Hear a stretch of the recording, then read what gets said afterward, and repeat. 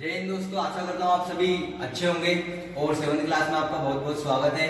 6ठी class में आपको general promotion मिल गया, सभी को पता चली गया होगा। तो आज से हम हमारा ऑनलाइन स्टडी का पहला चैप्टर स्टार्ट कर रहे हैं मैथ्स का। तो देखते हैं, पहला चैप्टर है कि पूर्णांक। पूर्णांक क्या होते हैं पहले ये समझ लेते हैं हम। हालांकि आपको मैं 6th क्लास में पढ़ा चुका हूँ, ये आप लोग जानते भी होंगे बहुत कुछ इसके बारे में। पूर्णांक क्या होते हैं? पूर्ण संख्या और ऋणात्मक संख्याएं एक समूह बनाती है जिसे बोलते हैं पूर्णांक। पूर्णांक, ठीक है। और संख्या रेखा भी पढ़ लेते हैं क्योंकि इस चैप्टर में संख्या रेखा की काफी हमें जरूरत पड़ेगी। तो संख्या रेखा क्या होती है?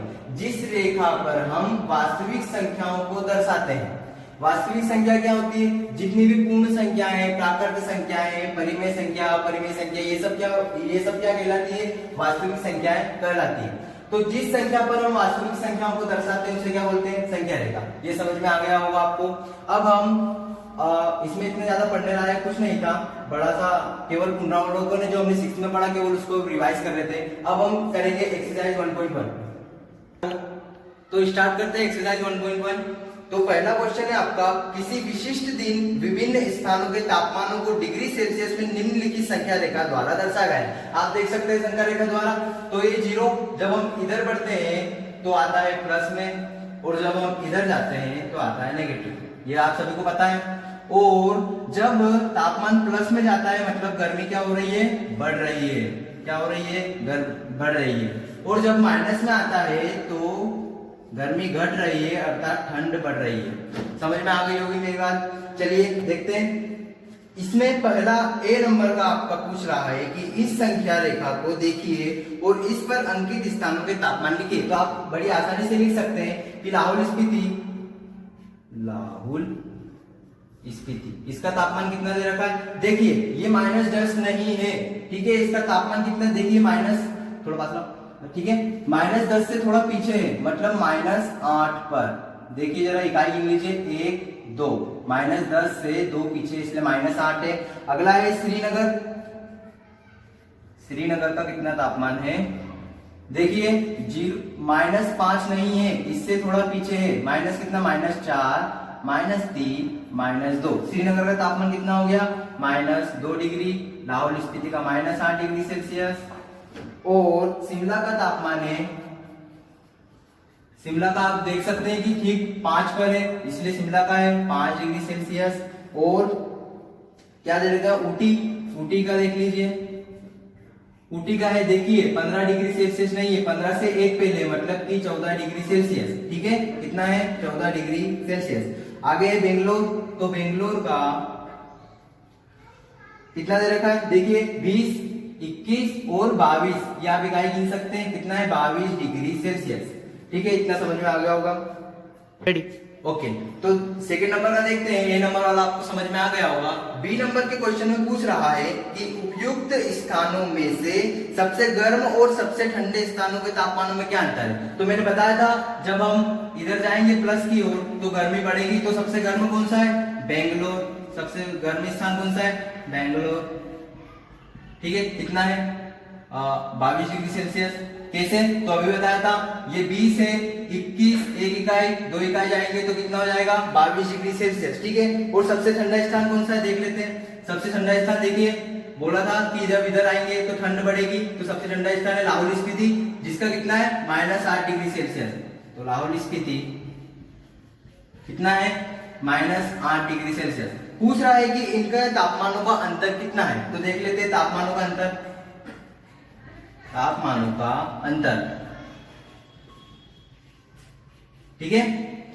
चलिए कितना है? बेंगलोर का 22 डिग्री सेल्सियस और लाहौल स्पीति का -8 डिग्री सेल्सियस। क्योंकि क्वेश्चन में अंतर बोला है इसलिए यहाँ माइनस लगाया है, और ये माइनस है इसका तापमान दर्शाने के लिए, ठीक है। इस बात में कंफ्यूज बिल्कुल ना हो। देखते हैं आगे क्या होता है। चलिए माइनस और माइनस प्लस हो जाएगा, सभी जानते हैं, आप पहले बता चुका हूं बहुत बार, ठीक है। माइनस और माइनस प्लस हो जाता है, तो ये प्लस 22 और 8 कितना हो जाएगा? 30 डिग्री सेल्सियस। आंसर कितना आया? 30 डिग्री सेल्सियस, ठीक है। लास्ट में इसके एक लाइन लिख देना कि इसका इनके तापमानों का अंतर कितना होगा? 30 डिग्री सेल्सियस, ठीक है। चलिए अगला क्वेश्चन देखते हैं। स्टार्ट। चलिए सी नंबर का देखिए, लाहौल स्पीति एवं श्रीनगर के तापमानों में क्या अंतर है। तो हमने अभी देखा था कि लाहौल स्पीति का तापमान है कितना है, -8 डिग्री सेल्सियस। 10 नहीं लेना है, बार बार बता रहा हूं क्योंकि एक के आगे, ठीक है, एक पीछे करो -9, एक आगे जाओगे -8, ठीक है। चलिए देखते हैं। और श्रीनगर का तापमान कितना दे रखा है, इसी प्रकार से श्रीनगर का तापमान है -2 डिग्री सेल्सियस। यहाँ से देख सकते हैं आप, ये श्रीनगर है, 1 -1 और ये -2, कितना आ गया, -2 डिग्री सेल्सियस। पूछ रहा है कि इनके तापमानों में अंतर कितना है, तो इनके तापमानों का अंतर देख लेते हैं। अंतर इनके तापमानों का, ठीक है, कितना होगा, -8 -2। फिर वही बात आती है कि 2 माइनस क्यों लिखे, ये क्योंकि क्वेश्चन की मांग है कि अंतर लिखना है, और ये -2 इसके डिग्री सेल्सियस के साथ है, ठीक है। समझ गए होंगे आप। वापिस कोई बात कि माइनस और माइनस प्लस हो जाएगा, ठीक है। कितना आ जाएगा, -8 में से प्लस का 2 हटाएंगे तो आ जाएगा -6 डिग्री सेल्सियस। समझ गए होंगे आप। स्टार्ट। चलिए डी नंबर का क्वेश्चन देखते हैं। सी नंबर का आपको समझ में आ गया होगा। एक उसमें एक छोटी सी लाइन लिख देना सी नंबर में कि लाहौल स्पीति और श्रीनगर के तापमानों में अंतर कितना रहेगा, -6 डिग्री सेल्सियस, ठीक है। डी नंबर का देखते हैं क्या बोल रहा है। क्या हम कह सकते हैं कि शिमला और श्रीनगर के तापमानों का योग शिमला के तापमान से कम है। चलिए देख लेते हैं क्या है शिमला का तापमान। शिमला का तापमान है कितना है, 5 डिग्री सेल्सियस, और श्रीनगर का तापमान है -2 डिग्री सेल्सियस, -2 डिग्री सेल्सियस। पूछ रहा है कि इनके तापमानों का योग कितना आएगा, इनके तापमानों का योग देख लेते हैं। ये 5 प्लस -2, ठीक है। ये 5 क्यों, क्योंकि शिमला का है, और ये श्रीनगर का -2 डिग्री सेल्सियस। इनका योग कितना आ रहा है, 3 डिग्री सेल्सियस। तो क्या यह शिमला के तापमान से कम है। हाँ, तो शिमला का तापमान कितना था, 5 डिग्री सेल्सियस, और ये कितना है, 3 डिग्री सेल्सियस। तो इसका आंसर होगा हाँ, शिमला के तापमान से कम है। समझ में आ गया। इसी में एक और क्वेश्चन पूछ रहा है, क्या इन दोनों स्थानों के तापमानों का योग श्रीनगर के तापमान से भी कम है। तो देख लेते हैं क्या श्रीनगर का तापमान कितना है, -2 डिग्री सेल्सियस, और इनका योग कितना है, 3 डिग्री सेल्सियस। तो क्या इससे कम है। मैंने बोला था जब माइनस में चल जाएगा तो ठंड बढ़ेगी, और जब प्लस में आएगा तो गर्मी बढ़ेगी। तो इसका आंसर हो जाएगा नहीं, ठीक है। समझ में आ गया होगा आपको। चलिए सेकंड नंबर क्वेश्चन देखते हैं क्या पूछ रहा है सेकंड नंबर में। किसी प्रश्नोत्तरी में सही उत्तर के लिए धनात्मक अंक दिए जाते हैं। सही उत्तर के लिए क्या दिए जाते हैं, धनात्मक अंक, और गलत उत्तर के लिए ऋणात्मक अंक दिए जाते हैं, ठीक है। एक बंदा है जेक, पूछ रहा है कि यदि 5 उत्तरोत्तर चक्रों में जेक द्वारा प्राप्त किए गए अंक 25, -5, -10, 15 और 10 हो, तो बताइए कि उसके अंकों का टोटल योग कितना होगा। आशा करता हूँ कि क्वेश्चन समझ में आया होगा। अब देखते हैं कि इनका योग कितना होगा। आसान तरीका यह होगा कि हम सारे पहले क्या करें, धनात्मक अंकों को जोड़ लें। क्या करें, धनात्मक अंकों को जोड़ लें, और फिर सारे ऋणात्मक अंकों को भी जोड़ लें। देखते हैं कैसे। चलिए धनात्मक अंक कितने, 25, 15 और 10, इसका टोटल हो जाएगा 50, ठीक है। जोड़ सकते हैं आप, आपको आता है जोड़ना, अच्छे से आता होगा, ठीक है। देखते हैं। और माइनस के अंक कितने, -5 प्लस -10, ठीक है। चलिए देखते हैं कितना हो जाएगा, -15, ठीक है। जोड़ घटा आपको आता है अच्छे से, ठीक है, ये दिखाने की मुझे जरूरत नहीं है। अब देखते हैं कि इनका योग कितना होगा। तो सारी प्लस की संख्या है, और सारी माइनस की संख्या है। इनका योग हमें दिखाना है। इनका योग कितना होगा, अभी पहले वाले क्वेश्चन में कर चुके हैं। प्लस माइनस कितना हो जाएगा, माइनस, ठीक है, ओके। 50 में से 15 घटाएंगे कितना आएगा, 35, ठीक है। उसके तो एक आखिरी में एक लाइन लिख देना कि जेक द्वारा प्राप्त किए गए कुल अंक कितने होंगे, 35 होंगे, ठीक है। समझ में आ गया आपको, ये इसका आंसर है। चलिए दूसरा क्वेश्चन आपको अच्छे से समझ में आ गया होगा। तीसरा क्वेश्चन देखते हैं क्या बोल रहा है। सोमवार को श्रीनगर का तापमान कितना दे रखा है, -5 डिग्री सेल्सियस था, और मंगलवार को तापमान 2 डिग्री सेल्सियस कम हो गया, ठीक है। मतलब कि अभी बताया था जब कम होगा तो ठंड क्या होगी, बढ़ेगी, ठीक है। चलिए आगे क्या, मंगलवार को श्रीनगर का तापमान कितना था। चलिए देख लेते हैं। श्रीनगर का तापमान पहले कितना दिया हुआ है हमें, श्रीनगर का तापमान हमें दिया हुआ है -5 डिग्री सेल्सियस, ठीक है। अब मंगलवार को मंगलवार को कितना बढ़ गया, कम हो गया, 2 डिग्री सेल्सियस कम हो गया। मतलब कि हमें क्या करना पड़ेगा, -5 में से, ठीक है, कितना 2 घटाना पड़ेगा।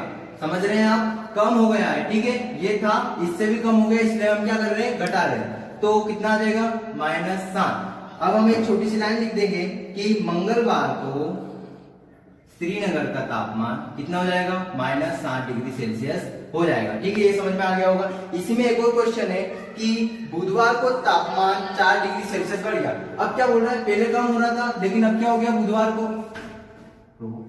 क्या बोल रहा है कि बुधवार को तापमान कितना बढ़ गया भैया, 4 डिग्री सेल्सियस बढ़ गया। मतलब कि गर्मी बढ़ी, गर्मी बढ़ी, समझ लो, बढ़ गया मतलब गर्मी बढ़ी। देखते हैं, चलिए, मंगलवार को कितना था, -7, बुधवार को कितना बढ़ गया, 4 डिग्री सेल्सियस।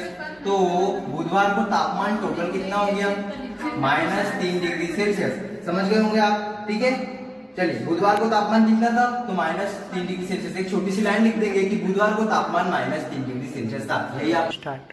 चलो, तीसरा क्वेश्चन आपको समझ में आ गया होगा। चौथा क्वेश्चन देखते हैं, क्या बोल रहा है, एक हवाई जहाज समुद्र तल से 5000 मीटर की ऊंचाई पर उड़ रहा है। समुद्र तल से कितनी ऊंचाई पर उड़ रहा है, 5000 मीटर, ठीक है।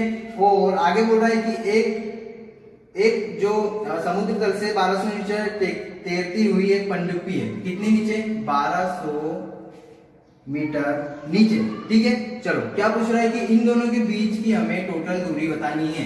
क्या करना है, इन दोनों के बीच की टोटल दूरी बतानी है। तो क्या लिखेंगे, दिया है, ठीक है। सब हवाई जहाज समुद्र तल से कितना ऊंचा है, हवाई जहाज की ऊंचाई,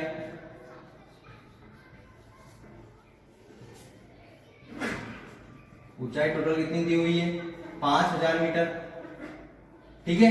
और पनडुब्बी कितनी नीचे तैर रही है, 1200 मीटर।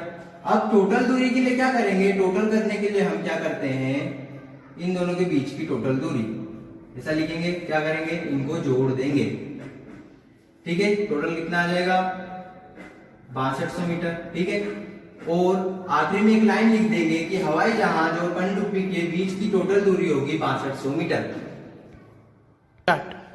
चौथा क्वेश्चन आपको समझ में आ गया होगा, ठीक है। पांचवा क्वेश्चन देखते हैं, मोहन अपने बैंक खाते में 2000 रुपए जमा कराता है। कितने रुपए जमा करा है, 2000 रुपए, ठीक है। चलो भैया, अगले दिन इसने से कितने निकाल लिए, उसने बैंक खाते में से निकाल लिए 1642 रुपए निकाल लिए। इसको बड़ी जल्दी है, इसने बड़े पैसे निकाल लिए। यदि खाते में से निकाली गई राशि को ऋणात्मक संख्या से निरूपित करें। चलो भैया, निकाली गई राशि क्या होगी, सुनिएगा जरा। जब हम किसी बैंक में पैसे डालते हैं तो पैसे क्या होंगे, जमा होंगे।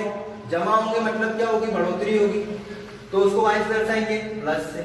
निकालेंगे तो पैसे क्या हुए, कम हुए, उसको वाई से दर्शाएंगे, ठीक है, माइनस से। आप लोग समझ रहे होंगे। तो क्या बोल रहा है ये, यदि खाते में से निकाली गई राशि को ऋणात्मक, है ना, रूप से निरूपित किया जाता है, तो खाते में जमा की गई राशि को कैसे निरूपित करोगे। तो एक तो इसमें 2 क्वेश्चन है, पूछ रहा है कि जमा की गई राशि को कैसे, तो मैं बता चुका हूं कि जमा मतलब पॉजिटिव, ठीक है। तो कैसे, जमा की गई राशि को धनात्मक रूप में क्या करेंगे, निरूपित करेंगे, धनात्मक रूप से निरूपित करेंगे, ठीक है। आप लोग पूरा लिख लीजिएगा, ठीक है। चलिए, इसमें एक और क्वेश्चन पूछ रहा है, निकासी के पश्चात मोहन के खाते में शेष राशि ज्ञात कीजिए। देखिए, टोटल उसने जमा कितने करे थे, इसमें सेकंड नंबर का क्वेश्चन है कि देखो भैया, निकासी के पश्चात कितने रुपए बचे, तो इसने टोटल कितने रुपए जमा करे थे, 2000 रुपए, ठीक है। और निकाल लिए कितने, ये, ठीक है। चलिए, बता चुका हूं कि ये पॉजिटिव रहेगा, नेगेटिव। नेगेटिव क्यों रहेगा, क्योंकि निकाला मतलब धन कम हुआ, तो ये क्या होगा, नेगेटिव होगा, ठीक है। चलिए देख लेते हैं, इसके पास निकासी के पश्चात कितना हुआ, तो 2000 में से हम ये घटा देंगे तो कितना बचेगा। चलिए, इधर 0 में से 2 नहीं जाता, 10 में से 2 गए 8, इधर 9 बचा, 9 में से 4 गए 5, इधर 9 में से 6 गए 3। टोटल उसके पास कितने रुपए। आज क्वेश्चन की तो देखते हैं आज का क्वेश्चन, ठीक है। चलिए आगे बढ़ते हैं। बोल रहा है किताब वाला छठे क्वेश्चन में कि रीता बिंदु ए से पूर्व की ओर बिंदु बी तक 20 किलोमीटर दूरी तय करती है। पहले ये देख लेते हैं कि जब हम पढ़ते हैं कॉपी या किताब पर, तो पूर्व, पश्चिम, उत्तर, दक्षिण दिशाएं कैसे लेते हैं। तो जब हम ऊपर की जो रेखा होती है इसको बोलते हैं उत्तर, उसके नीचे दक्षिण, हमारे सीधे हाथ पर पूर्व और उल्टे हाथ पर पश्चिम होता है। तो किताब वाले ने बोला है कि बिंदु ए से पूर्व की ओर, पूर्व मतलब किधर, सीधे हाथ की ओर, सीधे हाथ की ओर कितने 20 किलोमीटर जाती है, तो हमने 20 किलोमीटर ला दिया। ठीक है, अब बोल रहा है आगे कि उसी सड़क के अनुदिश, मतलब कि इसी सड़क पर क्या बी से वह 30 किलोमीटर दूर पश्चिम में आती है। पश्चिम में मतलब उल्टा हाथ पर आएगी, तो 20 किलोमीटर तो यहाँ तक हो जाएगा, ये देखिए 20 किलोमीटर यहाँ तक और 10 किलोमीटर यहाँ पर, 20 और 10 कितना हो जाएगा, टोटल हो जाएगा 30 किलोमीटर आ जाती है। इसको हम बिंदु सी मान लेते हैं। अब बोल रहा है कि यदि पूर्व की ओर तय की गई दूरी को धनात्मक पूर्णांक से निरूपित किया जाता है। क्या बोल रहा है कि पूर्व की ओर ली गई दूरी को धनात्मक पूर्णांक से यदि निरूपित करते हैं तो पश्चिम की ओर चली गई दूरी को कैसे निरूपित करेंगे। तो देखिएगा, आप देखेंगे कि ये संख्या रेखा की तरह हो गई है। हम इधर हमेशा काय में लेते हैं प्लस में, तो इधर काय में लेंगे माइनस में। तो लिख दीजिएगा एक छोटी सी लाइन कि पश्चिम की ओर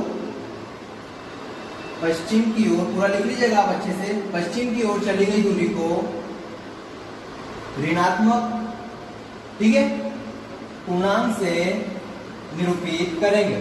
ठीक है, लिख लेंगे आप। इसी में एक और क्वेश्चन है, इसको ए नंबर डाल लीजिएगा, इसको बी नंबर डाल देते हैं। इसी में एक और क्वेश्चन पूछ रहा है कि बिंदु ए से उसकी अंतिम स्थिति को किस पूर्णांक से निरूपित करोगे। तो देखिएगा, बिंदु ए से ये कितना था, हमने देखा था 10 किलोमीटर है, तो कैसे करेंगे 10 किलोमीटर। ठीक है, काय का, माइनस का, क्योंकि ये इधर बोल रहा है ऋणात्मक का करना है, इसलिए आप समझ होंगे वाला क्वेश्चन। ठीक है, बढ़िया, आगे बढ़ते हैं। चलिए, सातवां क्वेश्चन आपको समझ में आ गया होगा, छठा क्वेश्चन करते हैं। सॉरी, छठा समझ में आ गया होगा, सातवां करते हैं। ठीक है, तो सातवें क्वेश्चन में बोल रहा है किसी मायावी वर्ग में प्रत्येक पंक्ति, प्रत्येक स्तंभ और प्रत्येक विकर्ण की संख्याओं का योग समान होता है। होता क्या है माया वर्ग, देख लीजिए, माया वर्ग में प्रत्येक स्तंभ क्या होता है, ठीक है, स्तंभ। आप आपके घर में कॉलम होंगे, ठीक है, ऐसे कॉलम जो होते हैं जो पीछे है, ठीक है, तो ये जो होता है इसको क्या बोलते हैं, स्तंभ, अंग्रेजी में कॉलम। ये क्या है, जो खड़ी रेखा है इसको क्या बोलते हैं, स्तंभ, और जो आड़ा है इसको बोलते हैं पंक्ति, रो। क्या बोलते हैं भैया, ठीक है, समझ में आ रहा होगा, पंक्ति। पंक्ति जो ऐसी आती है, स्तंभ जो ऐसा खड़ा होता है, ठीक है। विकर्ण आप अच्छी भली बात ही परिचित है इस शब्द से, ठीक है, विकर्ण जो आड़ा होता है, समझ गए आप मेरी बात, ठीक है। तो इसमें ये क्या है, स्तंभ, ये है पंक्ति और ये है विकर्ण, समझ गए। चलिए देखते हैं क्या पूछ रहा है कि बताइए निम्नलिखित में से कौन सा वर्ग एक मायावी वर्ग है। मायावी वर्ग बता दिया है, क्या होता है, जिसके प्रत्येक स्तंभ मतलब एक एक स्तंभ, एक एक पंक्ति, एक एक विकर्ण का जो योग आएगा वो क्या है, समान, वो समान संख्या कुछ भी हो सकती है। ठीक है, चलिए देखते हैं कौन सा माया वर्ग है।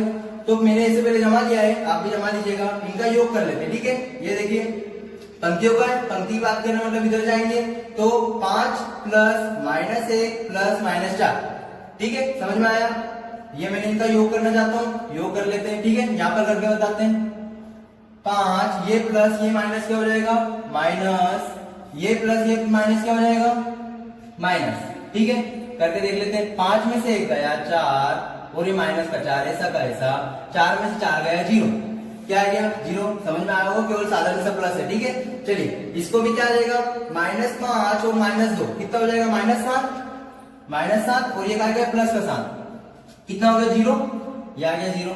चलिए देखते हैं, प्लस का 3, देखिए 0 तो किसमें भी जोड़ो वही संख्या आ जाती है, तो +3 -3 कितना हो जाएगा 0। चलिए इसके विकर्ण देख लेते हैं, ये विकर्ण देखिएगा, 5 -2 + 3, 5 में से -2 गया कितना आएगा 3 और -3 0, ये भी सही है। -4 -2 कितना आ गया 0, सॉरी -6 आएगा इसका आंसर। ठीक है, जब हम -4 और -2 को जोड़ेंगे तो क्या आएगा 6 और माइनस, ठीक है, क्योंकि माइनस माइनस प्लस होता है, आप जानते हैं। ठीक है, चलिए देखते हैं इसके स्तंभ का, प्लस का 5 और माइनस का 5 0 हो जाएगा, अभी बताया ऐसा कैसा। ठीक है, ये माइनस का 1 माइनस का 2 कितना हो जाएगा, माइनस का 3 प्लस के 3 से जुड़ेगा तो 0 आ जाएगा। ठीक है, -4 + 7 -3 इसका भी कितना आ जाएगा 0। देखिएगा मायावी वर्ग की मैंने आपको परिभाषा बताई थी कि उसके प्रत्येक स्तंभ, विकर्ण और पंक्ति तीनों का योग क्या होता है, समान होता है। लेकिन इन तीनों का योग समान है, ठीक है, लेकिन यहाँ पर -6 है, तो जो आपका 1 नंबर का माया वर्ग है वो माया वर्ग नहीं रहेगा। ठीक है, समझ में आया।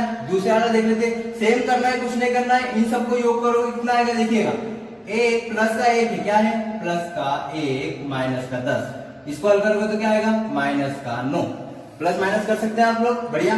चलिए देखते हैं, ठीक है। इसका देख लेते हैं, माइनस का 4 और माइनस का 3 माइनस का 7 हो जाएगा। माइनस के साथ में माइनस का 2 जोड़ो कितना आएगा माइनस का 9। सेम मेथड को यूज करना है, ठीक है। चलिए माइनस का 6 प्लस का 4 कितना माइनस का 2, ठीक है। माइनस का 6 प्लस 4 क्या आ जाएगा माइनस का 2 आ जाएगा, समझते हैं आप लोग इतना, ठीक है। माइनस का 2 और माइनस का 7 जुड़कर कितना हो जाएगा माइनस का 9, ठीक है। चलिए इसके जितने भी पंक्ति है उनका योग कितना आया माइनस का 9। अब इसके स्तंभ देख लेते हैं, चलिए, ठीक है।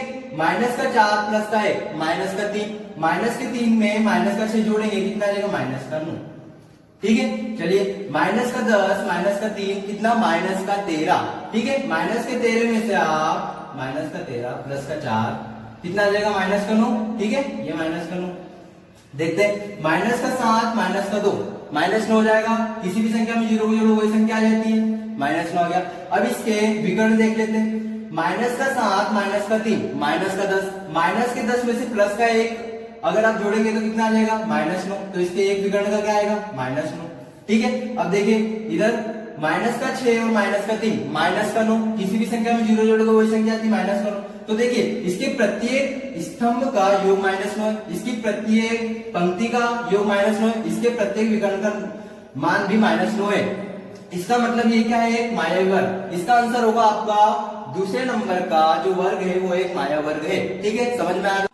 चलिए 8 नंबर का क्वेश्चन देखते हैं। 8 नंबर में क्या बोल रहा है, ए और बी के निम्नलिखित मानों के लिए a minus B is equal to A plus B को क्या करना है सत्यापित करना है। मतलब कि इन्होंने हमें a और b के मान दिए हुए, इसे इस इक्वेशन में रखकर हल करना है और देखना है कि क्या दोनों के मान बराबर आते हैं। चलिए देखते हैं, ठीक है। इसमें रख लेते हैं इसको a minus B is equal to A plus B, हमने क्लियर ऐसा दिया था। अब a की जगह पर a का वैल्यू रख लेते हैं, ठीक है। a की वैल्यू क्या है 21, ओके।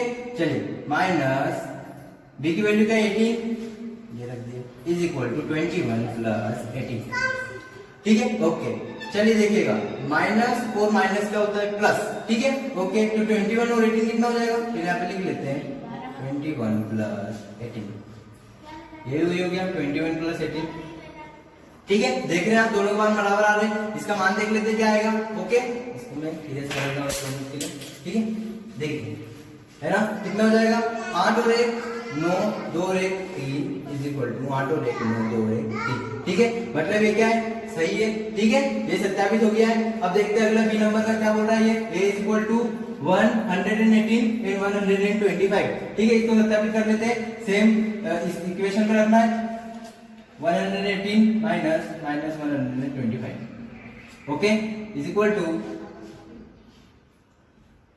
118 प्लस 125। सेम करना भैया, ठीक है। माइनस माइनस प्लस हो जाएगा, ये दोनों जुड़कर जितने हो जाएंगे उतने हो जाएगा, plus 125 is equal to 118 plus 125, ठीक है। देख लेते हैं 8 और 5 13 की 3 चल गई, 1 2 और 2 4, 1 और 1 2 इज इक्वल टू 5 8 प्लस 13 की 3 चल गई, 1 2 और 1 3 और 1 4, ठीक है। सॉरी कुछ मिस्टेक हो गई मेरे से, ठीक है। 2 और 1 3 और 1 4, ठीक है। समझ में आ गई होगी। यहाँ पर 243 आएगा, ये भी सत्यापित हो गया। सी नंबर का भी कर लेंगे आप, सी नंबर का मैं करवा देता हूँ, ठीक है। सी नंबर का क्या बोल रहा है, a is equal to 75 and b is equal to 84, ठीक है। सेम मेथड अपनाएंगे, ठीक है। a की वैल्यू रख देंगे 75 माइनस 84, ठीक है, इज इक्वल टू 75 प्लस 84, ठीक है ना। देख लेते हैं माइनस और माइनस क्या हो जाएगा प्लस हो जाएगा, तो ठीक है क्या हो जाएगा 5 और 4 9, 8 और 7 कितना हो जाएगा 8 और 7 हो जाएगा अपना 17, ठीक है। सॉरी मेरी मिस्टेक हो गई है, 8 और 7 15, ठीक है, ओके। इधर भी 5 4 9 8 और 7 15, ठीक है ना। आपको यार 3 देखिए मैंने करवा दिए। एक डी नंबर का सेम टू सेम क्वेश्चन है, वो आप कर लीजिएगा, समझ में आ गया है। बड़ा आसान है, कोई मेथड लगाने में माइनस प्लस हो जाता है, ठीक है। दोनों ओर के पक्ष बराबर हो जाएंगे, सत्यापित हो गया आपको। चलिए 9वां क्वेश्चन करते हैं, ठीक है। 9वें क्वेश्चन में बोल रहा है निम्नलिखित कथनों को सत्य बनाने के लिए इन बॉक्सों में क्या बनना भैया, एक तो less than greater than equal, ठीक है। कौन किससे बड़ा है, कौन किससे छोटा है और कौन बराबर है, ये संख्याओं के लिए बताना है। ठीक है, देख लेते हैं। हमें इसके लिए इसे हल करना पड़ेगा। ये क्या है, माइनस का 8 प्लस का 4। ठीक है, इसे हल करेंगे तो क्या हो जाएगा, माइनस का 4 प्लस माइनस माइनस हो जाएगा। ये क्या हो जाएगा, माइनस का 8 और ये प्लस का 4। ठीक, क्यों, यहाँ पर प्लस है, माइनस था इसलिए माइनस, यहाँ पर दोनों माइनस था इसलिए प्लस। समझते हैं आप लोग इतना। ठीक है, देख लेते हैं। माइनस का 8 और माइनस का 4 कितना हो जाएगा, माइनस का 12। ठीक है, और माइनस का 8 और माइनस का 4 क्या हो जाएगा, माइनस का 4। कौन बड़ा है भैया, ठीक है, ये बड़ा दिख रहा है, इससे ये बड़ा है, आप लोग सभी जानते हैं। ठीक है, स्टॉप करो। ठीक है, ठीक है भैया, देखिए क्यों, क्योंकि देखिए जब संख्या माइनस में होती है, चाहे माइनस का 1000 और प्लस का 1 हो, तो कौन बड़ा रहेगा, प्लस का 1। समझ रहे हैं आप, ये पूर्णांक मैं पहले सिखा चुका हूँ। ठीक है, समझ गए आप, इसलिए कौन बड़ा होगा, ये बड़ा होगा, इसलिए समझ में आ गया कौन सा चिन्ह लगाया मैंने, ग्रेटर देन का। कौन है ग्रेटर देन, उधर वाला, इसलिए उधर वाला मुंह खोल दिया। ठीक है, चलिए देखते हैं आगे का सवाल। -3 + 7 क्या हो जाएगा भैया, 4 हो जाएगा। और ये क्या है, माइनस का 19 है, ओके, क्या हो जाएगा ये, माइनस का 15। क्या है, माइनस का 15। इधर देख लेते हैं, 15 में से 8 गए 7, -9 क्या हो गया, माइनस का 2। कौन बड़ा आ गया, ये बड़ा आ रहा है, इधर का लगा दो। ठीक है, वही बात है। ठीक है, ये माइनस का इसलिए छोटा हो गया, माइनस का इसलिए। ठीक है, माइनस की छोटी संख्या बड़ी होती है, क्या बोला मैंने, माइनस की छोटी संख्या बड़ी होती है और माइनस की बड़ी संख्या छोटी होती है। ठीक है, कंफ्यूज ना हो इसमें। एक अब देखिए, सी और डी नंबर सेम है। ठीक है, सेम है, कर लीजिएगा। ठीक है, सेम टू सेम क्वेश्चन चल रहा है। ठीक है, वही पैटर्न है। मैं एक और ई नंबर का बता देता हूँ, थोड़ी बड़ी संख्या है, हालांकि आप कर लेते। ठीक है, मैं बता देता हूँ फिर। चलिए देखते हैं, देख लें, चलो भैया। ठीक है, 11 में से 9 गए 2, 11 में से 9 गए 2, इधर कितना हो गया 2। ठीक है, चलो 12 में से 7 गए 5, इधर कितना बच गया, -152 + 51। ठीक है, प्लस का चल रहा है साथ में। ठीक है, ठीक है, माइनस के 152 में से 51 को हम क्या करेंगे, लेस करेंगे। 2 में से 1 गया 1, 15 में से 5 गए 10। ठीक है, बड़ी संख्या का चिन्ह क्या है, माइनस, तो हमें माइनस लगा देंगे। समझ गए होंगे आप लोग। चलिए देखते हैं कितना आ गया, 110। अब इधर का देखते हैं। ठीक है, चलिए 9 और 1 10 की 0 हाल चल गई है। ठीक है, 8 + 13 और 1 14 की 4 हाल चल गई है। 1 और 1 2 प्लस कर सकते हैं, बड़ा आसान सा। ठीक है, चलिए अब हम 240 को माइनस के 399 में से लेस करेंगे। ठीक है, 9 का तो 9 आ जाएगा। 9 में से 4 गए 5, 3 में से 2 गया 1। बड़ी संख्या के पास माइनस का चिन्ह, इसलिए माइनस लगा देंगे। अब देखिए, माइनस का 101 और माइनस के 159 में से कौन बड़ा है। मैंने क्या बोला था अभी, माइनस की छोटी संख्या बड़ी होती है, तो काय का चिन्ह आ जाएगा, इधर का चिन्ह है। समझ रहे हैं आप। देखिए बहुत सा छोटा सा एक इसमें कॉन्सेप्ट है कि माइनस की जो छोटी संख्या होती है वास्तव में वो क्या होती है, बड़ी। समझ रहे हैं। और ठीक है, माइनस की जो बड़ी संख्या है दिखने में, वास्तव में वो क्या होती है, छोटी। समझ गए, बड़ा आसान कॉन्सेप्ट है, आप इसकी प्रैक्टिस कर लीजिएगा, अच्छे से आ जाएगा, केवल प्लस माइनस है। देखिए अब 10 नंबर क्वेश्चन देखते हैं। 10 नंबर क्वेश्चन क्या बोल रहा है, पानी के एक तालाब में अंदर की ओर सीढ़ियां हैं। क्या बोल रहा है, पानी के एक तालाब में अंदर की ओर सीढ़ियां हैं। ठीक है, कुआं मान लीजिए, मैंने इसे ऐसे लिया है। ठीक है, बहुत छोटा पड़ जाएगा, आप इसे कॉपी में ऐसे भी ले सकते हैं। ठीक है, अंदर की ओर बोला इसलिए आप ऐसे भी ले सकते हैं, मैंने ऐसे लिया। ठीक, कंफ्यूजन ना हो। चलिए, एक बंदर सबसे ऊपर वाली सीढ़ी पर बैठा है। क्या बोल रहा है कि एक बंदर पहली सीढ़ी पर बैठा है। ठीक है, चलिए अब पानी कौन सी सीढ़ी पर है, 9वीं सीढ़ी पर है। पानी कहां पर है, 9वीं सीढ़ी पर है। यहाँ पर पानी है और यहाँ पर बंदर बैठा है। समझ गए होंगे आप लोग। ठीक है, चलिए मान लीजिए कि ये पहली सीढ़ी है, यहाँ पर कौन बैठा है, बंदर, और सबसे नीचे यहाँ पर क्या है, पानी का स्तर। यहाँ पे 9वीं सीढ़ी है, तो यहाँ पर क्या है, पानी। ठीक है, देख लेते हैं क्या बोल रहा है। वह एक छलांग में 3 सीढ़ियां नीचे की ओर जाता है। क्या बोल रहा है, एक छलांग में 3 सीढ़ी नीचे उतरता है। एक छलांग में 3 सीढ़ी नीचे उतरता है और अगली छलांग में 2 सीढ़ियां ऊपर आता है। ठीक है, पहले 3 सीढ़ियां नीचे आ रहा है, फिर 2 छलांग ऊपर आ रहा है। देख लेते हैं कैसे। पहले यहाँ पर बैठा था, एक छलांग लगाएगा, 3 सीढ़ियां नीचे जाएगा। ठीक है, ये कितनी होगी, पहली छलांग। पूछ क्या रहा है कि कितनी छलांगों में पानी तक पहुंच जाएगा, तो देख लेते हैं। देखिए पहली छलांग लगाई, इस छोटी सीढ़ी पर पहुंच गया। अब दूसरी छलांग में क्या कर रहा है, पीछे वापस आ रहा है, 2 सीढ़ियां पीछे आ गई। ये होगी 2 छलांगे, 2 छलांग हुई। अब यहाँ पर है, ठीक है, यहां से नहीं लेंगे क्योंकि 2 छलांग लेकर पीछे यहाँ आ गया है। ठीक है, यहां से लेंगे अगली छलांग, फिर से 3 सीढ़ी आगे जाएंगे। ये कौन सी होगी, तीसरी छलांग हो गई। ठीक है, चलिए यहाँ पर देख 2 सीढ़ी पीछे आएंगे, उसने बोला है किताब वाले ने, ये 4 4 छलांग हो गई है। अब कहां पर है 3 पर, अगली छलांग लेंगे, छठी सीढ़ी पर आ गया, कितनी छलांग हो गई 5 छलांग, फिर पीछे जाएंगे 2 छलांगे, ठीक है 6 छलांगे, इसी प्रकार से 7 छलांग, 2 पीछे आएंगे 8, ठीक है समझ रहे होंगे आप लोग। चलिए देखते हैं 8 छलांग हो गई है, 5वीं सीढ़ी पर है, यहाँ से 3 छलांग लगाएगा 9 छलांग हो गई, ठीक है। अब इससे 2 पीछे आएगा, छठी सीढ़ी पर पहुंच गया, कितनी हो गई 10 छलांग हो गई। अब छठी से जब 1 छलांग लगाएगा तो 9वीं सीढ़ी पर चढ़ गया, टोटल कितनी हो गई 11 छलांगे हो गई, मतलब कि वह 11वीं छलांग में पानी के स्तर तक पहुंच जाएगा। समझ गए होंगे आप, ठीक है। आप देख लीजिएगा अच्छे से, बहुत आसान सा क्वेश्चन है, इतना कठिन नहीं है, ठीक है। पहली छलांग में 3 आगे जाता है, अगली छलांग में 2 पीछे आता है, वही करा हमने, पहली छलांग में 3 आगे पहुंचाया, फिर 2 पीछे बुलाया, फिर आगे पहुंचाया, फिर 3 पीछे बुलाया, ठीक है समझ गए होंगे आप। इसका आंसर होगा 11वीं छलांग में वह पानी के स्तर तक पहुंच जाएगा। चलिए 8 नंबर का सेकंड क्वेश्चन देखते हैं, पहला अच्छे समझ में आ गया होगा। पानी पीने के पश्चात वह वापस जाना चाहता है, अब बंदर यहाँ पर था, उसने पानी पी लिया, वापस जाना चाहता है। इस कार्य के लिए वो 1 छलांग में 4 सीढ़ियां ऊपर की ओर और अगली 2 छलांग सीढ़ियां नीचे ओर आता है। इस बार क्या कर रहा है, इस बार क्या कर रहा है, 4 सीढ़ियां पहले तो ऊपर की ओर आता है, फिर 2 छलांग क्या करता है नीचे जाता है, ठीक है। इस प्रकार से करते करते यहाँ पर था 4 छलांग लगाई, ठीक है, फिर 2 पीछे गया, फिर यहाँ से 4 छलांग लगाई, फिर 2 पीछे गया, फिर यहाँ से 4 छलांग लगाई, 1 पर आ गया। टोटल कितनी हुई 1 2 3 4 5, मतलब कि बंदर ऊपर कितनी छलांगों में आ जाएगा, टोटल मिलाकर 5वीं छलांग में या 5 छलांगों में बंदर ऊपर वाली सीढ़ी पर आ जाएगा, ठीक है। इसका थर्ड नंबर का क्वेश्चन देखते हैं, देख लीजिएगा समझ में आ जाएगा, इतना कठिन नहीं है, ठीक है। चलिए नीचे, यदि नीचे की ओर पार की गई सीढ़ियों को ऋणात्मक पूर्णांक से निरूपित करते हैं, क्या बोल रहा है, नीचे गई, ठीक है, नीचे की गई दूरी को क्या कर रहा है वो ऋणात्मक, ठीक है। तो पूछ रहा है कि और धनात्मक पूर्णांक से निरूपित करते हैं ऊपर वाले को, ठीक है। तो निम्नलिखित को पूरा करते हुए भाग 1 और भाग 2 में गति निरूपित कीजिए।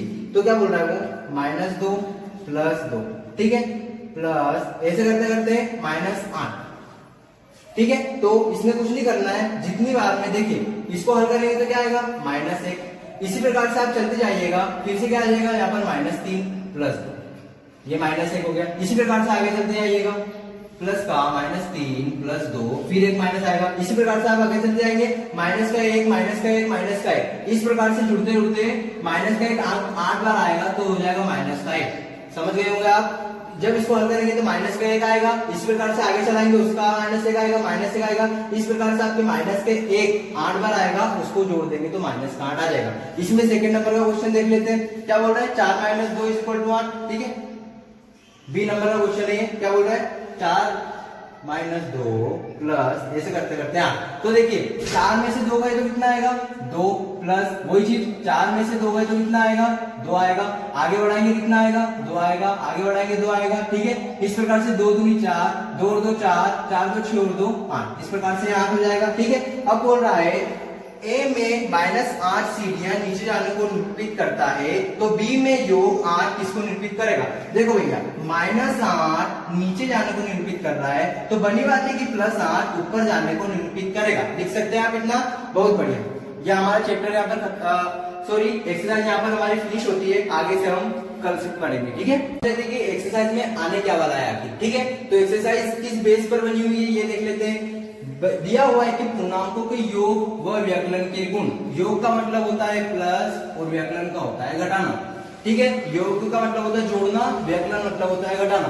तो पूर्णांकों के जोड़ने और घटाने के गुणों को हम देखना है, ठीक है। देखते हैं, इसमें आपको कुछ अलग मैंने इस प्रकार से पैटर्न बना लिया है ताकि आपको आसानी हो पढ़ने में। देखते हैं, पूर्णांकों के योग के अंतर्गत समृद्ध, ठीक है।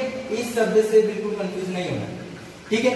समृद्ध का मतलब होता है यदि हम 2 पूर्णांकों को जोड़ें तो क्या वही पूर्णांक एक संख्या मिलती है, क्या मिलने वाली संख्या एक पूर्णांक होता है, इसका मतलब होता है समृद्ध, ठीक है। समृद्ध का मतलब समझ में आ गया होगा, ठीक है। तो देखते हैं, हम पहले इसको सिद्ध करके देखते हैं कि क्या योग पूर्णांक योग के अंतर्गत समृद्ध होते हैं या नहीं। तो हम 2 पूर्णांक ले लेते हैं कोई से भी, जैसे हमने लिया +10, मैं बता चुका हूँ पूर्णांक की डेफिनेशन, ठीक है। क्या होते हैं, चलिए +10 योग बोल रहा है तो बीच में का चिन्ह लगाएंगे प्लस का, ठीक है। पूर्णांक तो सारी संख्याएं होती है, ये कर लिया, ठीक है।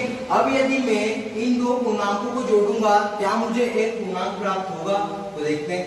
ये माइनस का 10 है, माइनस के 10 में प्लस का 3 हम जोड़ेंगे, ठीक है,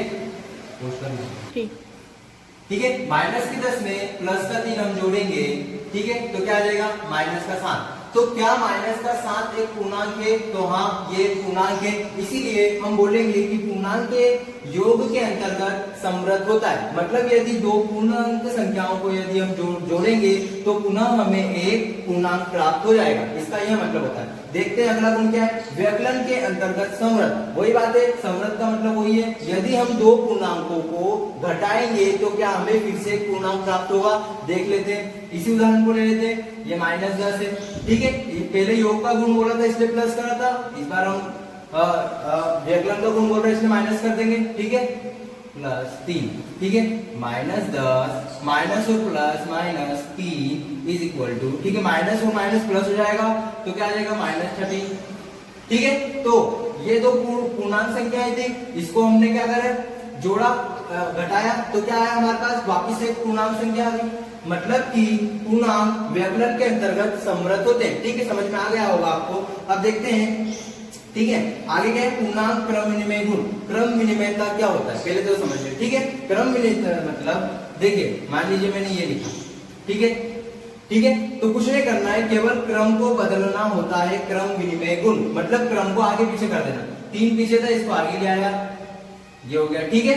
आगे मतलब कि अंकों को आगे पीछे करने के गुण को बोलते हैं क्रम विनिमय गुण, ठीक है। छोटी सी कोशिश सभी ध्यान देना, ठीक है। चलिए, ठीक है, क्रम विनिमय गुण समझ में आ गया होगा। अब देखते हैं कि ये क्रम विनिमय गुण पूर्णांकों के लिए समृद्ध है या नहीं, तो देख लेते हैं, ठीक है। देखिएगा, -10, ये वाला उदाहरण ले रहा हूं वापिस, +3, ठीक है, तो क्या आता है, -7 आता है, ठीक है। चलिए, अब मैं प्लस के 3 को आगे करता हूं और माइनस के 10 को पीछे कर देता हूं, तो क्या यही आंसर होगा? हाँ बिल्कुल होगा। प्लस का 10 जब हम माइनस के 10 में से घटाएंगे तो क्या आएगा, -7। मतलब कि, ठीक है, यदि हम इनके क्रम को बदल दें तो भी वापिस से वही संख्या प्राप्त होगी। इसका मतलब होता है कि पूर्णांक के लिए क्रम विनिमय गुण समृद्ध होता है, ठीक है। आगे देखते हैं साहचर्य गुण, ठीक है। अब अगला है साहचर्य गुण। साहचर्य गुण क्या होता है? देखिए, अक्सर हम इनमें कंफ्यूज हो जाते हैं, क्रम विनिमय गुण और साहचर्य गुण। तो क्रम विनिमय गुण में क्या होता है, हम क्रम को केवल उलटते हैं, ठीक है। जो पहले स्थान पर रहता है उसको दूसरे स्थान पर कर देते हैं और जो दूसरे स्थान पर रहता है उसको पहले स्थान पर डालते हैं, ठीक है। लेकिन साहचर्य गुण में हम, यदि हमें मान लीजिए 3 संख्याएं दी, 3 + 5 + 8, ठीक है, 3 संख्याएं दी, तो इसमें हम सेट बनाते हैं। सेट कैसे बनाते हैं? जैसे मान लीजिए मैंने पहले इन दोनों संख्या को कर दिया, ठीक है, ब्रैकेट लगाकर, ठीक है, समझ में आ रहा होगा आप लोगों को। चलिए, मैं ऐसा लिख सकता हूँ, ठीक है। देखते हैं इसका आंसर क्या होता है। 5 और 3 8, 8 और 8 16, इसका आंसर क्या आ गया, 16, ठीक है। अब मैं ऐसा भी तो लिख सकता हूँ इसे 3 प्लस, और इन दोनों का सेट बना दूं, ठीक है। देखते हैं कैसे, 5 + 8, ठीक है। तो देखते हैं, 8 और 5 13, और ये 3 + 16, वही आ रहा है।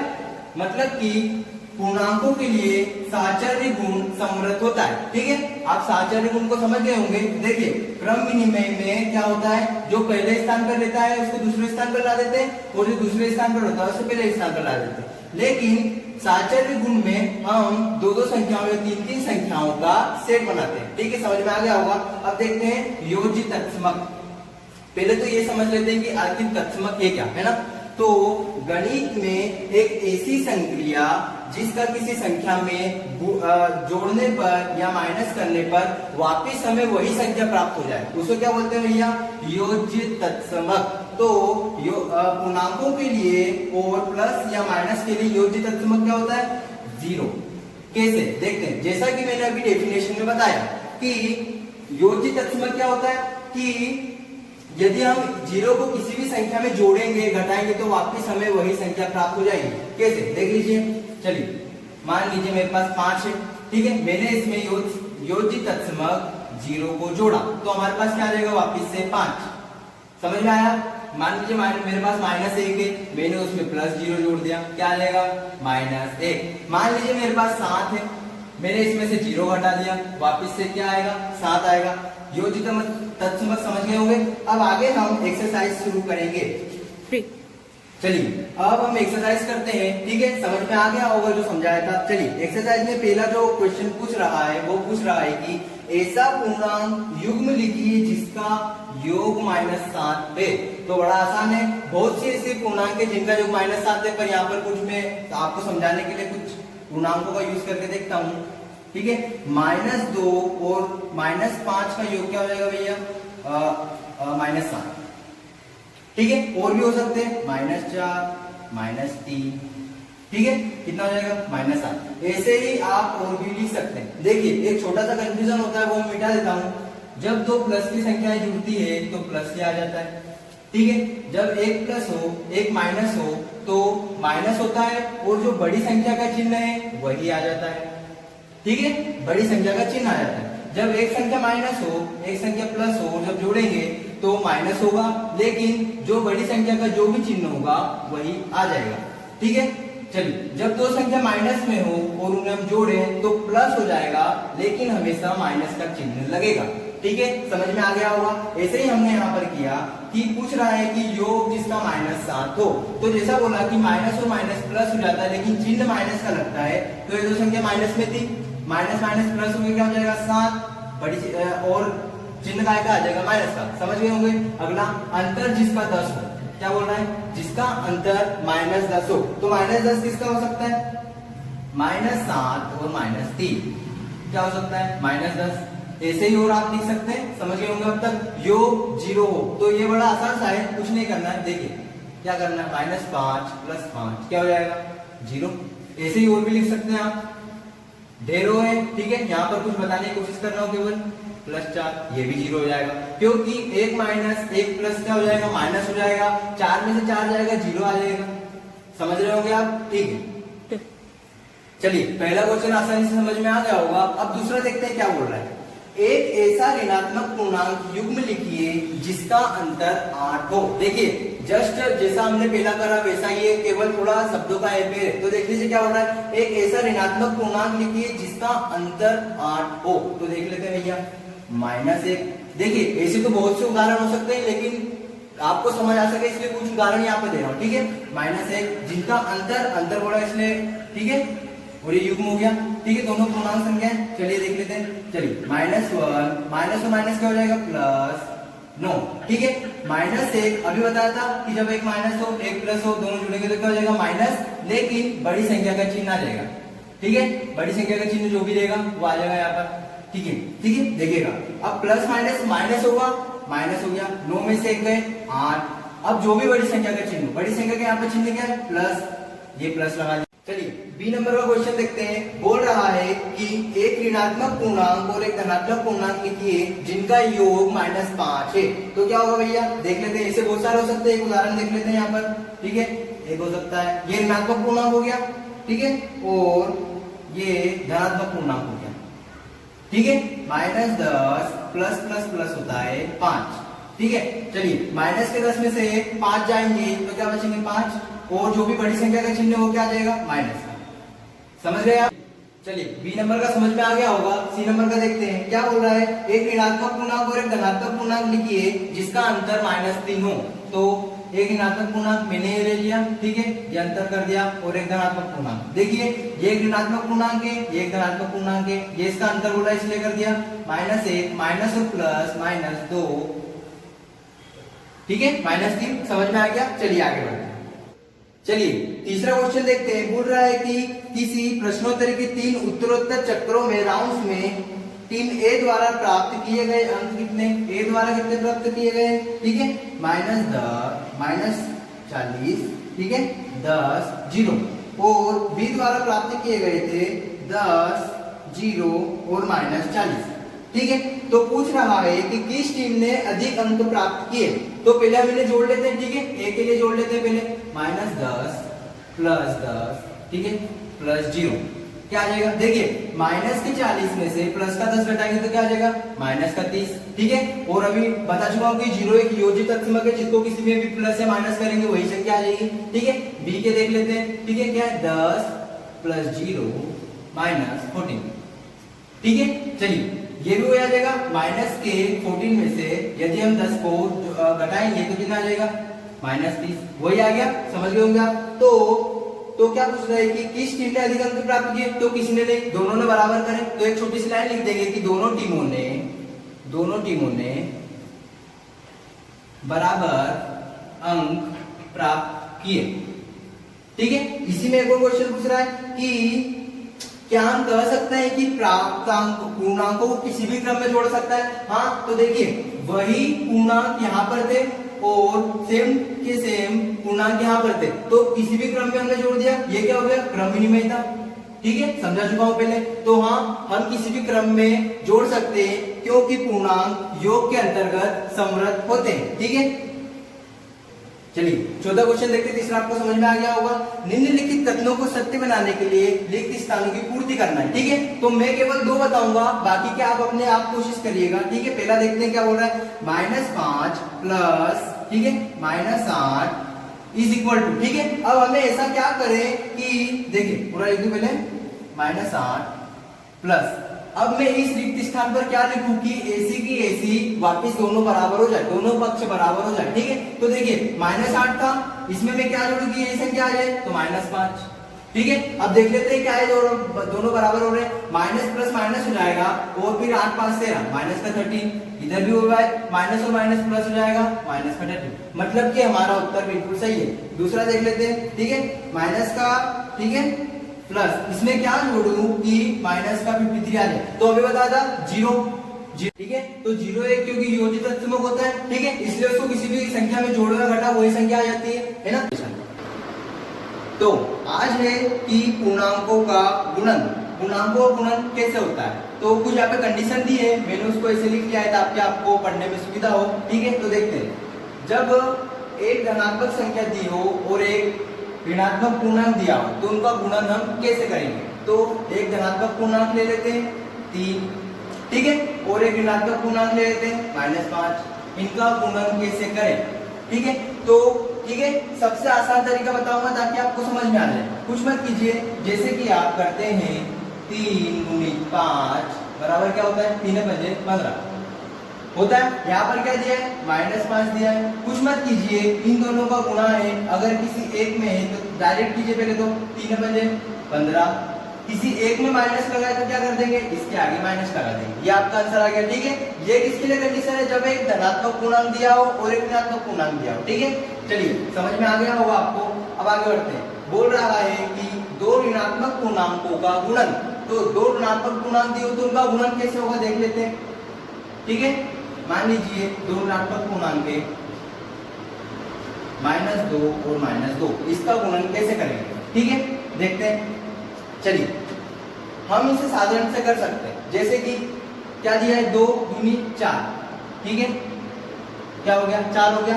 क्योंकि इसमें दोनों में माइनस लगा है तो माइनस और माइनस का जब गुणा होता है तो क्या हो जाता है, प्लस हो जाता है। ठीक है, तो जब 2 ऋणात्मक पूर्णांकों का हम गुणन करेंगे तो हमें एक धनात्मक पूर्णांक मिलेगा। एक कंडीशन देख लीजिए, ठीक है, जैसे हमने योग के लिए करा था ऐसे गुणा के लिए बता देता हूँ। ठीक है, जब एक, ठीक है, जब दोनों संख्याएं प्लस में हो और इनका गुणन होगा तो क्या आएगा, प्लस की संख्या आएगी। ठीक है, जब एक संख्या प्लस हो एक संख्या माइनस हो और जब इनका गुणा होगा तो क्या आएगा, माइनस की संख्या आएगी। ठीक है, जब एक माइनस हो एक प्लस हो और इनका गुणा हो जाए तो क्या आएगा, माइनस की संख्या। जब दोनों संख्याएं माइनस में हो तो इनका गुणा होगा तो आएगी प्लस की संख्या। समझ में आ गया, वही चीज थी यहाँ पर, दोनों संख्या काय में थी, माइनस में, इसका हमने गुणा करा, क्या आएगा, प्लस का 4। समझ में आ गया आपको, आगे बढ़ते हैं। चलिए तीसरा बोल रहा है 3 या अधिक ऋणात्मक पूर्णांक दिए तो क्या करेंगे। इसी उदाहरण को ले लेते हैं आगे भी। ठीक है, ये, ठीक है, 1 2 3, ठीक है। चलिए ध्यान दीजिएगा, जब हम, ठीक है, अभी ऊपर बढ़ के आए हैं कि जब 2 ऋणात्मक पूर्णांक को गुणा करते हैं तो क्या आता है, एक धनात्मक पूर्णांक, 2 दूनी 4, बचा क्या, -2। ठीक है, अब देखिए कंडीशन कैसी बन गई, ये वाली, एक धनात्मक आ रहा है और एक ऋणात्मक। तो हम पढ़ चुके हैं कि जब एक धनात्मक और एक ऋणात्मक पूर्णांक का गुणन होता है तो हमेशा ऋणात्मक पूर्णांक आता है। 4 दूनी सीधा सीधा कर सकते हैं 8, और क्योंकि एक में माइनस लगा है इसलिए इसके आगे माइनस लगा देंगे। ठीक है, चलिए आपको ये समझ में आ गया होगा। अब आगे बढ़ते हैं, तो चलिए आगे बढ़ते हैं। अब जैसे हमने कल देखा था योग और व्याकलन के लिए पूर्णांकों के गुण, ऐसे ही आज हम आगे देखेंगे गुणन के गुण। ठीक है, तो देखते हैं, जैसे उसमें थे कुछ कैटेगरीज, इसमें भी कुछ कैटेगरीज है जिसको मैंने यहाँ पर लिख लिया। ठीक है, तो पूर्णांकों के गुणन के अंतर्गत समृद्ध। ठीक है, क्या पूर्णांक गुणन के अंतर्गत समृद्ध होते हैं, तो देख लेते हैं। कल मैं समृद्ध का मतलब समझा चुका था। समृद्ध मतलब होता है कि यदि मैं दो पूर्णांकों का गुणा करता हूं तो क्या पुनः मुझे एक पूर्णांक, तो ठीक है, जब हम दो पूर्णांकों का गुणा करते हैं तो हमें पुनः एक पूर्णांक प्राप्त हो जाता है। देख लेते हैं कैसे। देखिए +6, ठीक है, क्या है पूर्णांक है, इसका गुणा मैंने करा, ठीक है, -4 के साथ। ठीक है, तो क्या अभी हम पढ़ के आए थे कि जब एक धनात्मक और एक ऋणात्मक पूर्णांक का गुणा करेंगे तो पुनः हमें एक ऋणात्मक पूर्णांक प्राप्त होगा। तो सीधे सीधे कर सकते हैं 6 × 24, और क्योंकि एक में, ठीक है, एक में माइनस इसलिए हमने माइनस लगा दिया। ठीक है, समझ में आ गया होगा आपको। तो ठीक है, ये सिद्ध हुआ कि पूर्णांक गुणन के अंतर्गत समृद्ध होते हैं। अगला देखते हैं क्रम विनिमयता। कल मैंने समझाया था कि क्रम विनिमयता क्या होती है, कि ठीक देखिए क्रम विनिमयता में क्या होता है, जो फर्स्ट नंबर पे होता है, ठीक है, मान लीजिए आपको दो पूर्णांक दिए हैं, जो फर्स्ट नंबर पे उसको मैं, ठीक है, सेकंड पे ले आऊं और सेकंड नंबर को फर्स्ट पे जाऊं, ये होता है क्रम विनिमय, मतलब कि उनका क्रम को आगे पीछे कर देना। तो देख लेते हैं क्या पूर्णांक क्रम विनिमयता का गुण दर्शाते हैं, देख लेते हैं। देखिए मान लीजिए कि मैं करता हूँ -6 गुणी, ठीक है, 4, ठीक है, क्या आएगा -24। ठीक है, अब मैं इनके क्रम को पलट देता हूँ। मान लीजिए मैं 4 को आगे ले आता हूँ और 6 को पीछे ले जाता हूँ। ठीक है, तो क्या आएगा 6 × 24, ठीक है, और ये -1 है। ठीक है, हम पढ़ के आए जब एक धनात्मक और ऋणात्मक पूर्णांक होगा तो क्या होगा, गुणा करने पर माइनस की संख्या आएगी। ठीक है, तो समझ गए होंगे आप लोग कि, ठीक है ना, कि पूर्णांकों का गुणन क्रम विनिमय होता है। देखिए मैंने पहले क्या लिखा, ऐसा लिखा था, इसको -6 को पहले फर्स्ट नंबर पे लिखा था, इसको सेकंड नंबर पे लिखा था, क्या आया था -24। फिर मैंने क्या करा, 4 को आगे रख दिया और -6 को पीछे रख दिया, तो क्या आया -24, वही आ रहा है। मतलब कि पूर्णांक गुणन के अंतर्गत क्रम विनिमय होते हैं। ठीक है, समझ में आ गया होगा। आगे बढ़ते हैं, शून्य से गुणन। देखिए बहुत सीधा सा, ठीक है, एक लाइन होती है कि जब भी किसी संख्या को, ठीक है, 0 से गुणा करते हैं तो वह संख्या 0 हो जाती है। ठीक है, चाहे कितनी बड़ी संख्या हो। मान लीजिए मेरे पास 10,000 है, ठीक है, इसको मैंने 0 से गुणा करा तो मेरे पास क्या आ जाएगा, 0 आ जाएगा। ठीक है, समझ गए, 0 से शून्य से गुणन समझ गए होंगे आप लोग। चलिए आगे बढ़ते हैं, गुणात्मक तत्समक। गुणात्मक तत्समक क्या होता है, कल मैंने समझाया था तत्समक क्या होता है।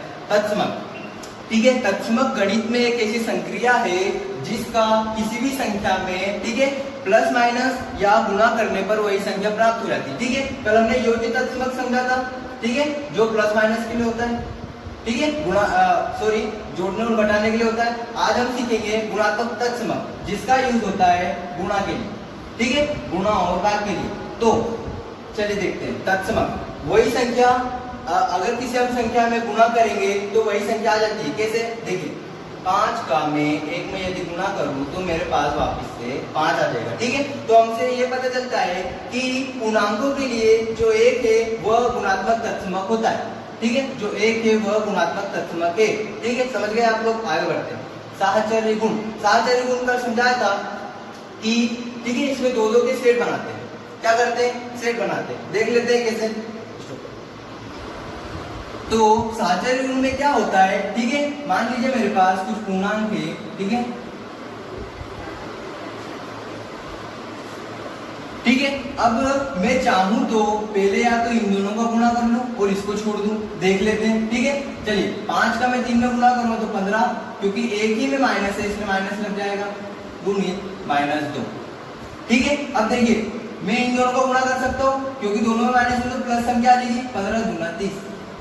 ठीक है, चलिए मैंने इस क्रम में लिखा था, ऐसे लिखा था, तो इन दो का सेट बनाने पर क्या आया, मेरा 30 आया। अब देख लेते हैं इन दो का सेट बनाकर। ठीक है, चलिए -3 + 5, ठीक है, गुणित -2।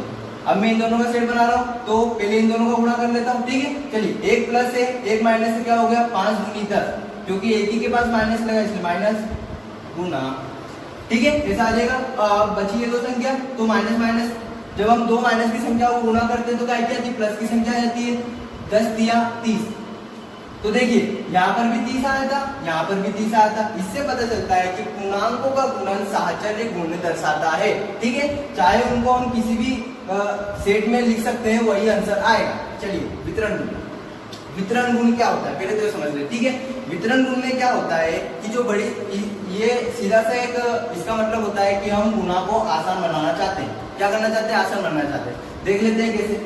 मान लीजिए मुझे दिया है, ठीक है, 4 25, ठीक है, प्लस, ठीक है, 6 गुणित 25। ठीक है, अब देखिए या तो मैं पहले क्या कर सकता हूँ कि इन दोनों का गुणा कर दूं और इन दोनों का गुणा करके बाद में जोड़ दूं, या मैं एक और चीज कर सकता हूँ इस वितरण गुण के अनुसार कि मैं इस 25 को उभयनिष्ठ यानी कि कॉमन ले लूं। ठीक है, और एक कॉमन लेने का सिस्टम तो आता है केवल जब बीच में प्लस या माइनस लगाओ। समझ रहे हैं आप मेरी बात? ठीक है, प्लस या माइनस लगाओ जब भी कॉमन लेंगे। तो देखिए 25 इसके पास भी है, 25 इसके पास भी है। ठीक है, दो जनों के पास है तो मैं उन दोनों से क्या ले लेता हूँ? एक ही बार में ले लेता हूँ। ठीक है, ब्रैकेट। ठीक है, अब देखिए इधर से 25 गया, कितना बचा? 1, 4 गुणित 1 मतलब 4। ठीक है, अब प्लस का चिन्ह था, प्लस लगा दिया। इधर से 25 गया एक बार में तो कितना बचा? 1, 6 गुणित 1 मतलब 3। ठीक है, 6, बीच में प्लस का चिन्ह था। अब देखिए आसान बन गया। अब मैं इन दोनों को पहले जोड़ लेता हूँ, 6 और 4 10, यहाँ पर देख लीजिएगा। ठीक है, 6 और 4 10 गुणित 25 कितना आ जाएगा? 250। समझ गए आप लोग वितरण गुण का मतलब? वितरण गुण मतलब गुणन को आसान तरीके में तोड़ देना। ठीक है, वितरण का मतलब क्या होता है? बांटना। तो हमने इसको बांट लिया। ठीक है, अब चाहे तो अपन क्या कर सकते हैं? अब मान लीजिए हमें डायरेक्ट ऐसा दिया है कि, देखिएगा ध्यान से, मान लीजिए हमें पहले से ऐसा दिया हुआ है। ठीक है, ये दिया हुआ है। ठीक है, सॉरी प्लस ये दिया हुआ है। अब मैं इसे वितरण गुण के अनुसार ऐसे भी लिख सकता हूं। ये जो ब्रैकेट लगा है, ठीक है, और इसके बाहर प्लस गुणित 25 है, तो इसका मतलब क्या है? ये जो 25 है इसके भी गुणा में और यही 25 इसके भी गुणा में। ठीक है, तो 25 गुणित 4, बीच में प्लस का चिन्ह है। अब यही 25 6 के साथ भी है तो 6 25 गुणित 6। ठीक है, चलिए अब इन दोनों को गुणा करके देख लेते हैं। 25 चौक 100, ठीक है, प्लस 25 छंकी 150। ठीक है, समझ में आ रहा होगा आपको? अब देखिए प्लस का चिन्ह साधारण सा जोड़ना है, 0 5 2, वही आंसर आ गया। इसका मतलब कि हम पूर्णांकों को वितरित करके भी गुणा कर सकते हैं। ठीक है, समझ, चलिए आपको समझ में आ गया होगा। अब एक्सरसाइज शुरू करते हैं। ठीक है, तो पहला क्वेश्चन बोल रहा है 1.3 का कि निम्नलिखित गुणनफलों को ज्ञात कीजिए। ठीक है, टोटल मिलाकर 12 है। मैं यहाँ पर कुछ उदाहरण के तौर पर आपको बता देता हूँ, बाकी के आप लोग आसानी से कर सकते हैं, इतना हमने समझ लिया है। ठीक है, देखते हैं क्या बोल रहा है। 3 × -1। तो अभी हम एक गुण पढ़कर आए थे कि जब एक धनात्मक और एक ऋणात्मक पूर्णांक का हम गुणा करते हैं तो क्या आती है? ऋणात्मक पूर्णांक। और साधारण सा पहले तो गुणा कर देते हैं, 3 एकम 3, क्योंकि एक में माइनस लगा है इसलिए माइनस। ठीक है, समझ में आ गया। आगे बढ़ते हैं। अब देखिए यहाँ पर दोनों ऋणात्मक पूर्णांक है तो क्या करेंगे? एक बार पहले तो इसको गुणा कर दो, 316 एकम 316। अब ये माइनस माइनस प्लस हो जाएगा, ये इसका आंसर हो गया। ठीक है, आगे देखते हैं। अब देखिए यहाँ पर चलिए यहाँ पर 3 संख्या है। ठीक है, तो पहले तो देख लीजिए कि ये दोनों संख्या देखिए ऋणात्मक है, ऋणात्मक पूर्णांक, और ये धनात्मक पूर्णांक। ठीक है, तो हम पढ़ के आए हैं कि जब दो ऋणात्मक पूर्णांकों का गुणन करते हैं तो एक धनात्मक पूर्णांक आता है। क्या आएगा? ठीक है, -12 का गुणा -11 में करेंगे तो क्या आ जाएगा? प्लस का 132 और एक ये 10। ठीक है, तो क्या आ गया? 1320। आसान था। ठीक है, आगे बढ़ते हैं। अभी देख लीजिए जब 4 संख्या माइनस में हो तो उनका गुणा क्या करेंगे? ठीक है, देखिए पहले तो हम साधारण से इनका गुणा कर लेते। ठीक है, 6 के 18, 18 दूना 36 और 36 एकम 36।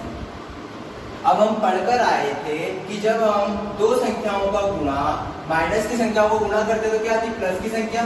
ठीक है, तो कैसे? एक और बार छोटा सा करके बता देता हूँ। 6 × 18, ये प्लस का 18 आएगा, दोनों माइनस में तो। ठीक है, अब 2 एकम 2, क्योंकि दोनों माइनस में, ये भी प्लस में आएगा। ठीक है, 2 एकम 2, तो क्या हो जाएगा? 18, दोनों प्लस की संख्या आ गई, 18 दूना 36 का 36 हो जाएगा। ठीक है, मैंने कुछ क्वेश्चन बता दिए हैं, अब आप थोड़ी मेहनत करके इन्हीं को देख देख कर प्रैक्टिस करके आगे ये क्वेश्चन कर लेना। ठीक है, सेकंड नंबर का क्वेश्चन देखिए। चलिए पहला क्वेश्चन आपको समझ में आ गया होगा। दूसरा क्वेश्चन देखते हैं। बोल रहा है कि निम्नलिखित को सत्यापित कीजिए। सत्यापित करने का मतलब है कि दोनों पक्षों क्या बराबर है, हमें ये दिखाना है। ठीक है, तो क्वेश्चन को आप देखेंगे तो अभी हम पढ़कर आए हैं एक वितरण गुण। क्या है? वितरण गुण पढ़ के आए। ठीक है, ठीक है, समझाया था मैंने वितरण गुण, उसके हिसाब से इसको कर लेते हैं। चलिए देखते हैं। ठीक है, चलो 18 गुणी, ठीक है, 7 प्लस और माइनस क्या हो जाएगा? माइनस। ठीक है, चलिए 7 में से 3 गए, कितना बचेगा? 4 गुणी, ठीक है, ये हो गया 18 चौक 72। इधर तो आ गया 72, एक पक्ष में क्या आ गया भैया? 72 आ गया। दूसरा पक्ष देख लेते हैं। क्या बोल रहे हैं? देखिए इसी को इसने क्या करा, एक बार इसके साथ गुणा कर दिया। मैंने बताया था कि जब दो संख्याओं के बीच प्लस हो और बाहर एक संख्या हो गुणा में, तो दोनों संख्या के साथ होती है। ठीक है, तो देखिए यही 18 इसके साथ है और यही 18 इसके साथ हो गया। ठीक है, तो 18 साथ है 126 प्लस, अब देखिए एक प्लस है एक माइनस है, तो काय का आएगा? सबसे पहले तो माइनस का आएगा। 18 दिया 54।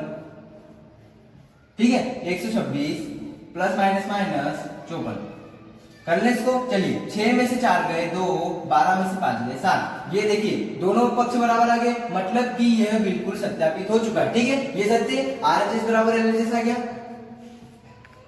ठीक है, RHS मतलब राइट हैंड साइड, जो आपके सीधे हाथ पर है। सॉरी मैंने उल्टा लिख दिया है। ठीक है, LHS is equal to RHS होगा। ठीक है, राइट हैंड साइड मतलब सीधे हाथ की ओर और लेफ्ट हैंड साइड मतलब उल्टे हाथ की ओर। ठीक है, दोनों बराबर हो गए, मतलब कि सत्यापित हो गया। एक मैंने बता दिया है, दूसरे को आप करने की कोशिश कीजिएगा। ठीक है, समझ में आ गया होगा। आगे बढ़ते हैं। चलिए दूसरा आपको समझ में आ गया होगा, तीसरा करते हैं। तीसरे में पहले पे पूछ रहा है कि किसी भी पूर्णांक a के लिए -1 इंटू a किसके समान है। तो देखिए भैया, ठीक है, क्या है? किसी भी पूर्णांक a के लिए, मान लीजिए a कोई पूर्णांक है। ठीक है, चलिए इसके लिए अपन ने a में किसका गुणा कर दिया? -1 का। तो मैंने बताया था कि धनात्मक और एक ऋणात्मक पूर्णांक होगा तो ऋणात्मक में आएगा और a का 1 में गुणा करेंगे तो ये आएगा। ठीक है, तो आप लिख सकते हैं कि किसी पूर्णांक, ठीक है, किसी पूर्णांक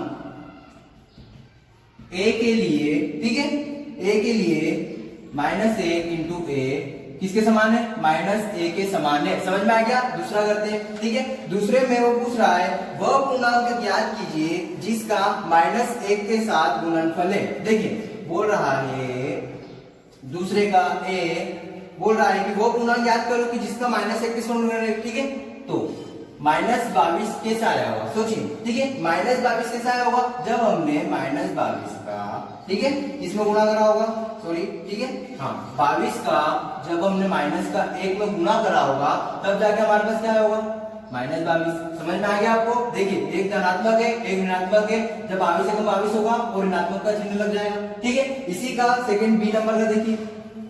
चलिए 37 कैसे आया होगा? चलो किसी संख्या में हमने जब -1 का गुणा करा तो 37 कैसे आया होगा? जब मैं -37 का गुणा -1 में करूंगा तो 37 आ जाएगा। ठीक है, 37 एकम 37, माइनस और माइनस प्लस होता है। समझ में आया? अब 0 सी नंबर का बोल रहा है 0, तो किसी भी संख्या में 0 का -1 कैसे है? देखिए चलिए -1 गुणित 0 तो 0 आ गया होगा। समझ में आ गया है? चलिए समझ में आ गया होगा आपको अच्छे से। और आज के लिए इतना ही, अब आगे का हम कल पढ़ेंगे।